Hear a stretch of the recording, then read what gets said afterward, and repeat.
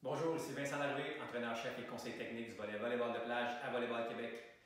Et oui, on est toujours dans le contexte de la pandémie. C'est pas nécessairement évident, mais comme toute situation difficile, il y a toujours du positif ou une opportunité qui peut sortir de ça.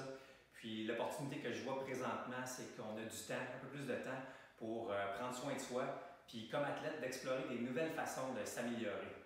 Donc, c'est dans ce contexte-là que j'ai décidé de vous présenter une forme d'exercice que j'utilise depuis maintenant 2 ans, qui sont des exercices de connexion musculaire, qui sont très intéressants à intégrer dans une séance d'entraînement. En fait, ils peuvent faire partie ils peuvent être un entraînement en soi. Moi, je les utilise beaucoup comme warm-up et puis comme warm-up individuel, comme pour préparer le corps à être bien engagé, bien connecté pour commencer nos séances d'entraînement. Donc, c'est ce que je me propose de vous présenter dans les prochaines semaines. On va avoir différentes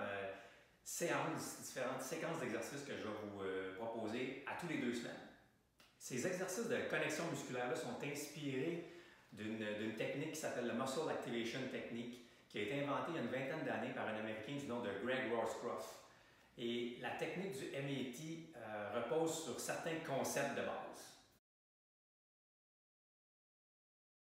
Le concept numéro 1, c'est que toute amplitude de mouvement restreinte dans le corps, donc une limite d'amplitude de mouvement, est le signe d'une instabilité.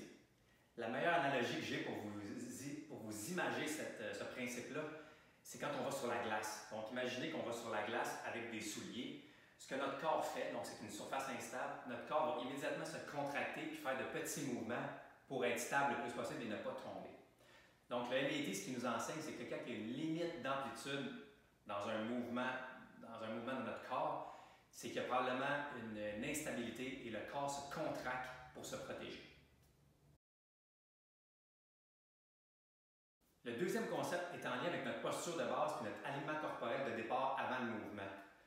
En fait, c'est qu'on a tous nos petits déséquilibres posturaux et nos déconnexions musculaires pour plusieurs raisons, puis souvent ça vient de blessures antérieures, mais si on part notre mouvement sur un corps qui est un petit peu croche ou désaligné, c'est inévitable que le mouvement qu'on va faire va être un peu dysfonctionnel.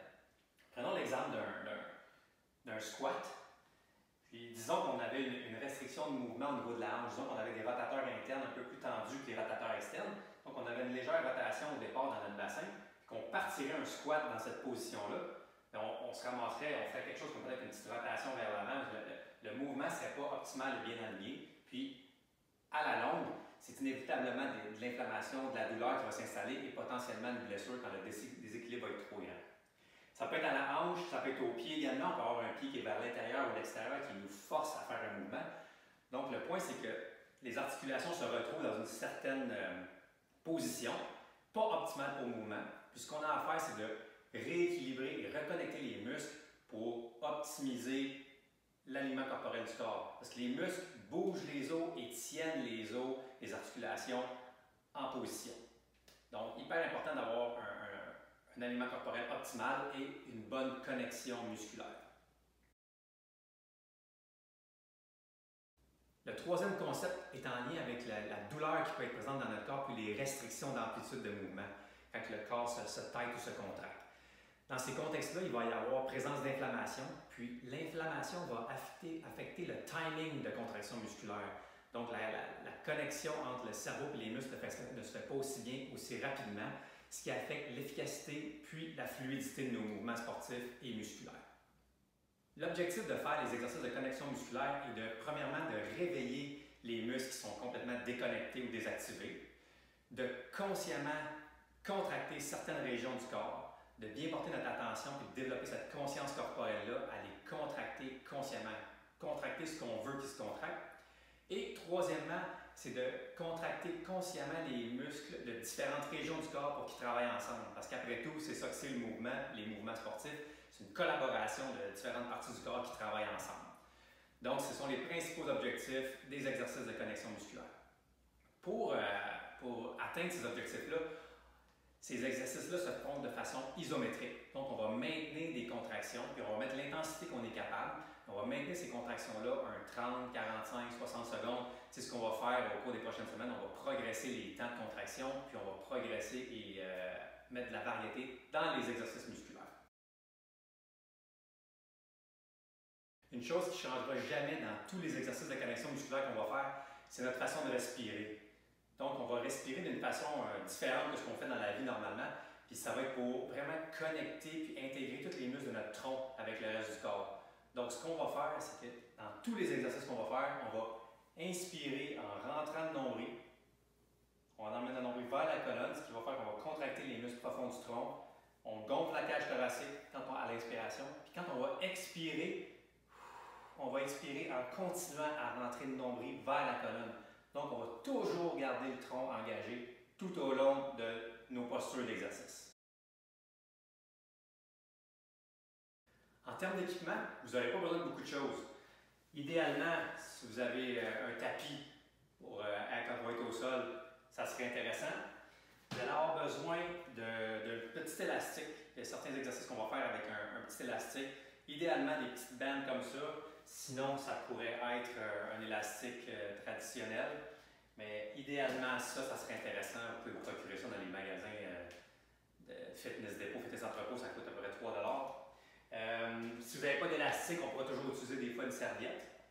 Et puis, un bloc de yoga ou un foam roller, quelque chose que vous allez pouvoir, des fois on va utiliser ces accessoires-là pour squeezer, donc des fois entre nos bras ou entre nos jambes. Donc c'est ce que vous avez besoin, that's it, pour faire les séances d'exercice. Je vais maintenant vous présenter et démontrer les exercices musculaires à faire pour les 2 prochaines semaines. Vous pouvez faire ces exercices-là 3 à 5 fois semaine sans problème. Ce ne sont pas des exercices qui sont exigeants sur le système nerveux. Donc moi, je vous encourage à les faire avant vos séances d'exercice que vous faites présentement, si vous en faites à la maison ou en gymnase.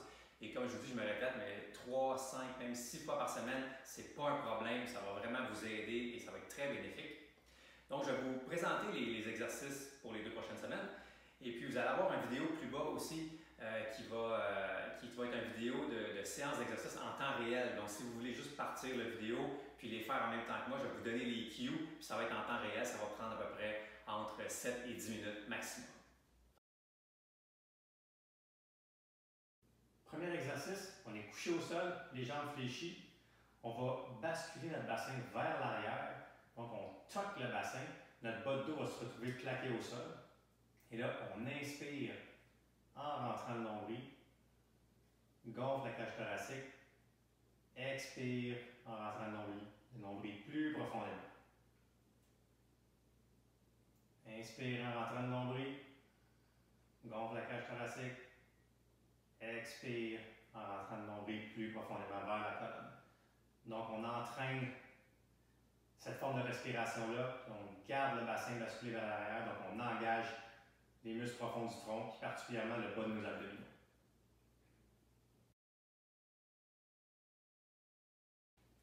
Le deuxième exercice, c'est pour nos pieds. Donc, position couchée au sol, les jambes fléchies. Et là, on va pousser dans notre plante de pied et dans nos orteils. Donc, on peut soulever les orteils, sentir notre plante de pied, planter nos 5 orteils bien dans le sol pour bien les sentir. Puis là, en poussant dans la plante de pied et les orteils, on soulève les talons. Ça ne lèvera pas très haut au départ. Juste on soulève les talons et on pousse. Donc, on va faire 2 mouvements. On pousse dans le sol avec la plante de pied et les orteils. Puis on soulève les talons. Ça, c'est le premier mouvement. Puis après, en continuant de pousser dans le sol, on tire isométriquement, on tire la plante de pied et les orteils vers les fessiers. Donc, on va sentir nos ischio-jambiers et nos fessiers se contracter. Donc, bien sentir les fessiers contractés, les ischios contractés et les muscles des mollets et des pieds travailler. Troisième exercice, en contractant nos muscles sur le côté, nos obliques, on glisse les jambes sur le côté.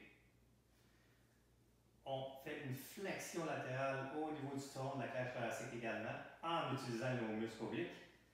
On place notre main sur le côté. Et là, on va soulever l'autre bras. Et là, on pousse nos 2 jambes dans notre main.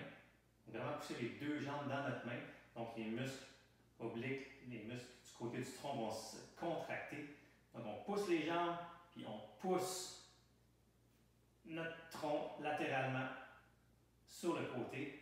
Puis là, on inspire en rentrant le nombril.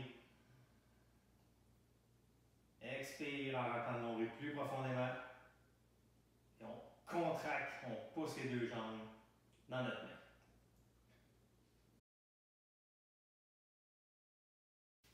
Pour le quatrième exercice, on se couche sur le côté, le corps bien droit.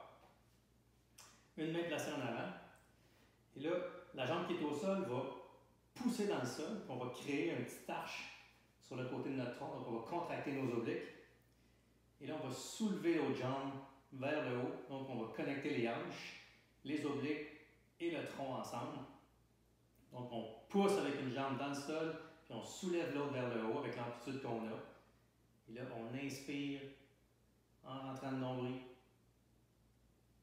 Expire en rentrant plus profondément, en pensant à pousser avec une jambe dans le sol, pousser avec l'autre vers le haut et la contraction des muscles profonds du tronc. Cinquième exercice, on place un petit élastique au niveau des poignets. On commence avec les mains face à face et là, on va séparer l'élastique en pensant à amener nos omoplates vers la colonne vertébrale. Donc vraiment les muscles entre les omoplates et la colonne. On descend les épaules vers le sol, puis on maintient cette position-là.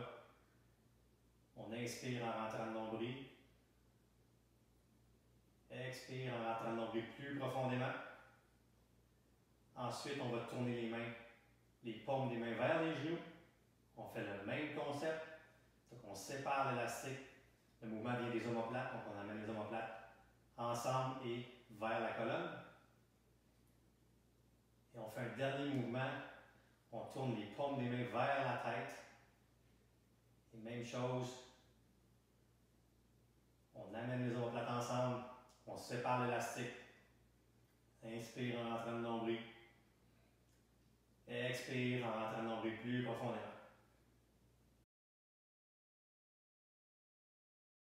Couché sur le côté pour le dernier exercice, on place un objet entre les genoux, les jambes sont fléchies, environ à 45 degrés. On place le bras le long du corps à 90 degrés sur le côté. Et là, on va faire une rotation du tronc presque complète si possible. Et là, on va squeezer avec les deux genoux l'objet. On inspire en rentrant le nombril. Expire en rentrant le nombril plus profondément. Donc, on squeeze bien l'objet avec les deux genoux. Et on essaie de prendre l'expansion à la cage thoracique. Donc, ce sont les 6 exercices à faire pour les 2 prochaines semaines. Et puis, vous pouvez aller voir la vidéo en bas pour la séance guidée en temps réel. Donc, on va pouvoir faire ça ensemble 3 à 6 fois par semaine. Alors, bon entraînement, puis je vous reviens avec de nouveaux exercices dans 2 semaines.